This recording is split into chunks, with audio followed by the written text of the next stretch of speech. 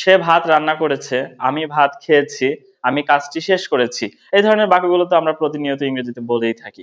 কিন্তু ভাত রান্না করা হয়েছে, সমস্যাটি সমাধান করা হয়েছে, কাজটি শেষ করা হয়েছে, কাজটি শেষ করা হয়েছে, এখানে কাজটি সাবজেক্ট। এই ধরনের বাক্যগুলো কিন্তু আমাদের বলার প্রয়োজন হয়। আবার আমরা অনেকেই এগুলো কিন্তু ইংরেজিতে বলতে পারি না।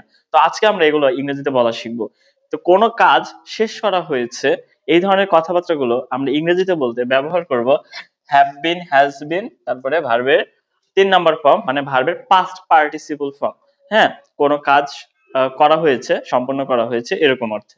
যেমন কাজটি শেষ করা হয়েছে। এখানে সাবজেক্ট কি? কাজটি, হ্যাঁ? তো প্রথমে আমরা সাবজেক্ট বসিয়ে নিব। তাহলে দ্য ওয়ার্ক, কাজটি শেষ করা হয়েছে। কাজটি থার্ড পারসন সিঙ্গুলার, সেক্ষেত্রে আমরা হ্যাজ বিন ব্যবহার করব। কি ব্যবহার করব? Has been, has been. আচ্ছা, শেষ করা, শেষ করা এটাই ভার্ব। এটা ৩ number form, F I S H E D, finished, F I N I S S E D, finished.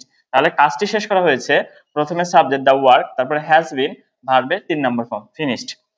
ক্লাসটি শুরু করা হয়েছে, ক্লাসটি শুরু করা হয়েছে, এখানে সাবজেক্ট কিন্তু দেখেন ক্লাসটি। তাহলে the class, C L A double S, class, এটার সাথে হ্যাজ বিন যাবে, has been, the class has been, শুরু করা এটাই ভার্ব, এবং ভার্বের কিন্তু ৩ নাম্বার ফর্ম লিখতে হচ্ছে, স্টার্টেড, এস টি এ আর এস টি এ আর টি ই ডি, স্টার্টেড।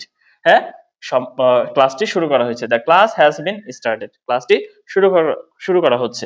এগুলো কিন্তু সব কিন্তু প্যাসিভে। কোনটা বলেন তো? P A double S I V, এগুলো কিন্তু সব প্যাসিভ, প্যাসিভ সেন্টেন্স।